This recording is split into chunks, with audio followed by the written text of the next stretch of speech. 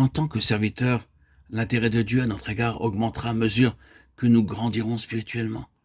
Les aromates nous parlent de la croissance spirituelle. Ainsi, lorsque Dieu ordonne au peuple d'apporter des aromates, c'est pour qu'ils apprennent la signification du service divin, le service qui lui plaît, celui qui procure une moisson abondante et éternelle.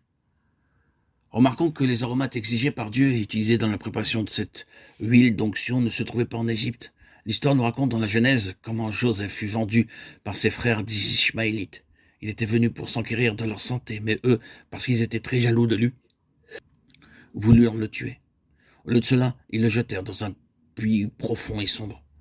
Plus tard, voyant passer une caravane de chameaux, ils le vendirent aux Ishmaélites. Ces chameaux amenaient des aromates en Égypte, Genèse 37, 25. Joseph trouva très difficile de comprendre pourquoi il avait été vendu par ses frères. Il ne leur avait fait aucun mal. Pourtant, ils avaient constamment essayé de lui nuire et de le tuer. Joseph a beaucoup souffert de la haine, de l'inimitié, de la jalousie, de la cruauté de ses frères. Il a dû se sentir rejeté et déprimé. Cependant, les chameaux transportaient des aromates.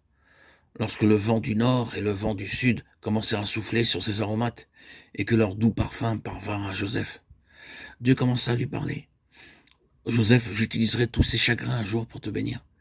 Et tandis que ce parfum subtil d'aromates lui apportait un message de Dieu, il commença à se réjouir en lui.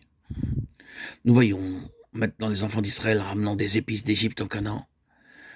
Les Égyptiens ne connurent jamais la réelle valeur des aromates parce qu'ils les utilisaient à des fins terrestres. À présent, ils allaient être utilisés pour un dessein céleste dans le sanctuaire de Dieu.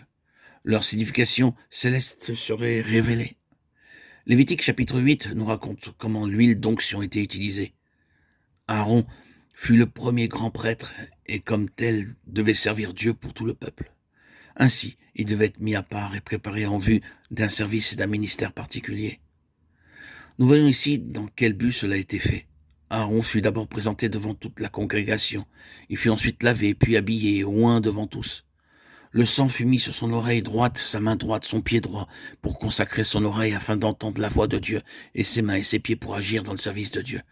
Par le sang et l'huile d'onction, il était sanctifié pour le service de Dieu. C'est de cette façon que Dieu travaille parmi nous.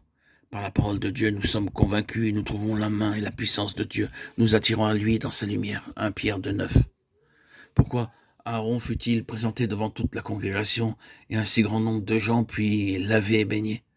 Parce que s'il y avait eu en lui le moindre défaut, il n'aurait pas pu être souverain sacrificateur et entrer au service de Dieu. Lévitique 21, 16 à 21. Il ne devait y avoir aucun défaut d'aucune sorte sur son corps. Bien qu'il ait pu être en bonne santé, un défaut à l'œil, un nez camus, un défaut aux lèvres, aux dents, un doigt en plus, l'aurait disqualifié pour le service de Dieu. Un défaut même petit le disqualifiait sûrement. C'est une raison pour laquelle le souverain sacrificateur devait être lavé publiquement devant tout le peuple.